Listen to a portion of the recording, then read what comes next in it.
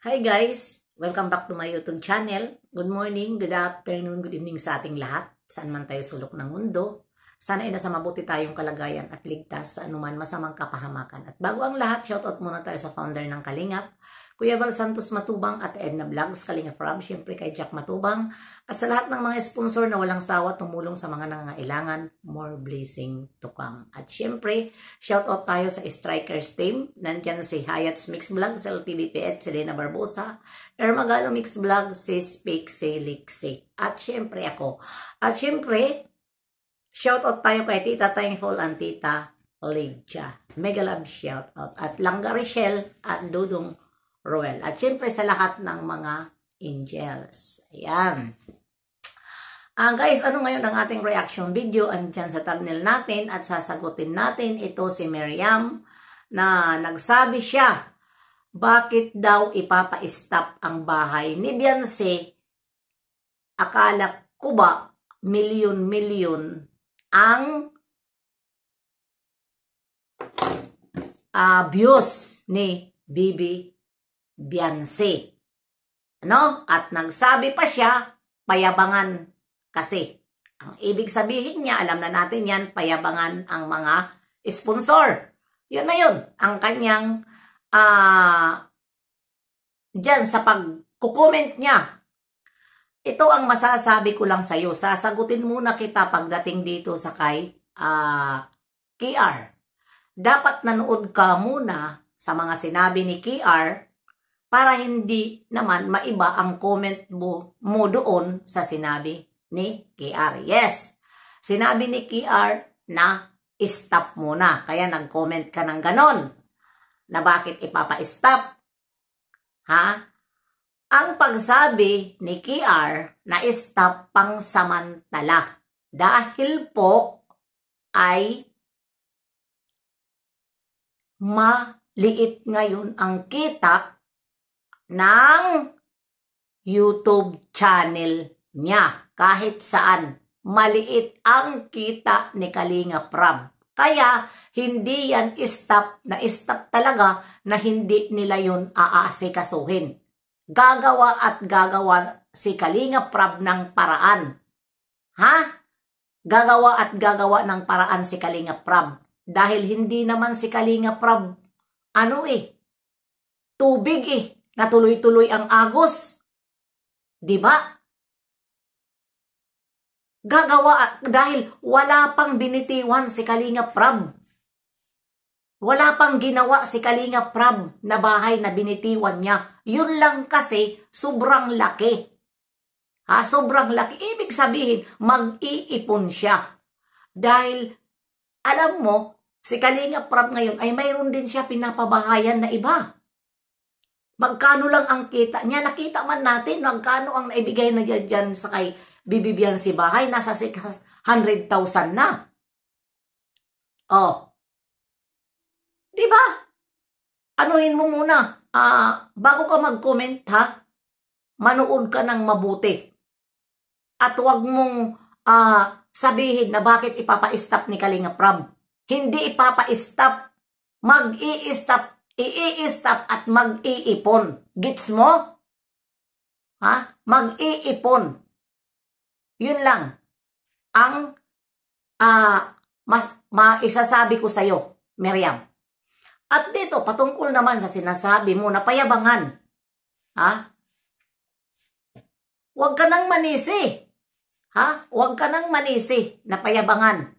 Dahil, andyan na, nagawa na yan. Nagawa na ang bahay ni Bibi Beyonce. Alangan naman ay sirain pa yan para ulitin uli na hindi ganyan ang style ng bahay. Diba? Huwag kang mag-alala na ikaw ang sisiraan ng bait. Ikaw ang namumroblema. Wala ka naman siguro na iambag.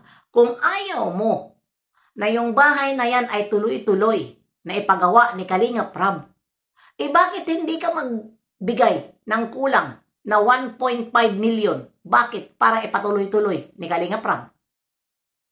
Yun lang yun. At huwag mo rin sabihin na may payabangan ang mga sponsor. May kanya-kanya silang sponsor. Kaya wag kang ganyan na nanti-trigger ka. Ha?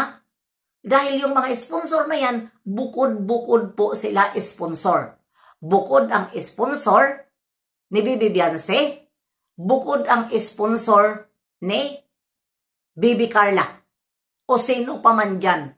Kung yung mga sponsor na yan ay nagkakaisa, syempre mayroon sila, hindi natin sila masisi, mayroon sila mga kanya-kanya, iniidolo. Diba? Oh. Kasi parang parang ang nangyayari dito pakumparahay Yan ang inaano mo Yan ang iniisip mo. Isipin mo, walang payabangan dyan. Sila po bawat isa may kakayanin. Pero bukod ang kanilang gusto dito sa isa. Yun lang yun. Kaya wag kang magsalita na nagpapayabangan sila. Hindi yung iba dyan, hindi sponsor ni Bibi Beyonce. Ang sponsor ni Bibi Beyonce, yun po ang mag-aalala. Yun po ang gagawa ng paraan kung paano. Kasi ang sponsor, hindi naman lahat din ng oras mayroon sila. Ibuwanan din ang sahod nila. Kung mayroon silang natitira na para sa kanilang pantulong, ibibigay nila. Hindi lahat din. Yung natitira nila, yun ang kanilang ibinibigay sa abot makaya nila. Kaya huwag kang magsabi na payabangan sila. Huwag magsabi na payabangan. At huwag mo rin problemahin kung halimbawa man ma-stop ang bahay ni Bibi Beyonce dahil hindi yan habang buhay na i-stop yan. At sino ba yun ang sinasabi mo? Sa palagay mo kaya, kung yung sinasabi mo na bakit i-stop ni Kalinga Prab na akala ko ba milyon?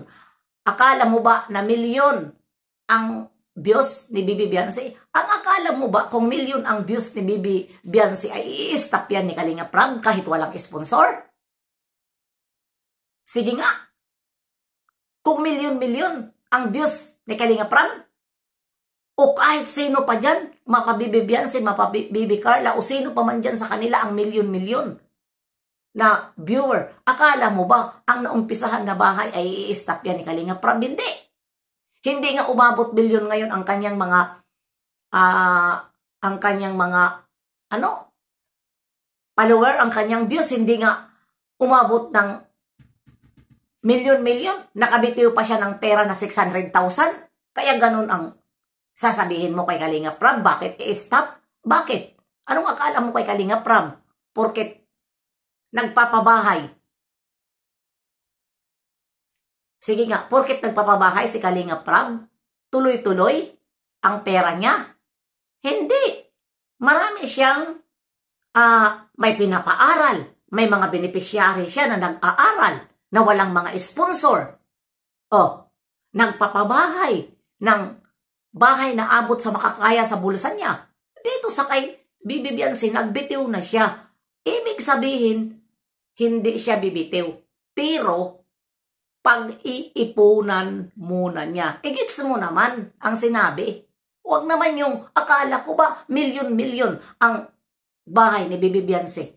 Ang kulit mo Kailan ka ba nanood kay Kalinga Prab na may beneficiary siya na milyon-milyon ang kanyang. Nagbibitiw ba yun? Hindi yan nagbibitiw ng beneficiary niya. Tuloy-tuloy. Maliban na lang kung mga beneficiary na mga tarantado. Yun. Hindi rin si Kalinga Prab nagbibitiw ng salita kahit tarantaduhin siya. Umaalis na lang at nananawagan pa yan sa mga reactor na ang umalis niyang beneficiary ay huwag i-content. Ganon si Kalinga Prab. Huwag i-content po para hindi mabas sila. Pero minsan, hindi natitiis ng mga reaktor. Ano pang magagawa ni Kalinga Prab? Alangan naman isa-isahin ni Kalinga Prab ang mga reaktor. Na ganito-ganito sa daming reaktor, isa-isahin pa ba nila yan? Dahil walang, kahit hindi mga kalingap, nauunahan ang reaktor ng kalingap. Diba?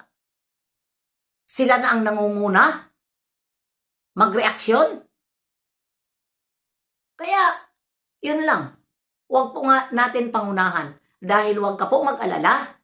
Dahil hindi ka magsasalita ng ganyan. Kunyari, concern ka. Hindi ka magsasalita ng ganyan kung hindi ka basher ni Bibi Beyonce. Dahil napangalanan mo dyan si Bibi Beyonce. Kaya, hanggang dito na lang. See you next live and upload. God bless sa ating lahat. Mga kabanat bagsik at mga kananay. Double ingat po tayo dahil may darating pa na bagyo. Kung sino man ang binabaha dyan sa lugar na napipistuhan nyo, ay maging alerto kayo. Dahil ang buhay ay hindi natin alam. Kaya ayan, bye-bye. God bless everyone.